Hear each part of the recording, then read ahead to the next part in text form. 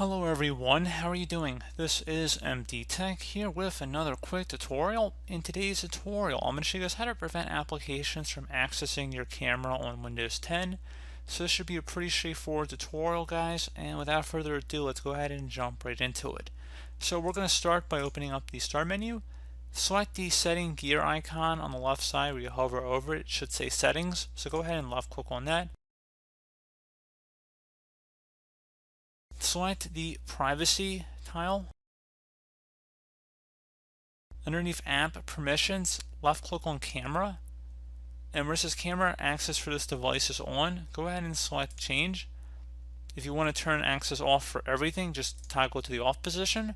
However, if there are specific applications that require the camera to work, such as Skype, you can keep this on, but then you just would scroll down underneath, choose which Microsoft Store apps can access your camera, and then you can pick and choose a la carte which ones you want to enable or disable access for.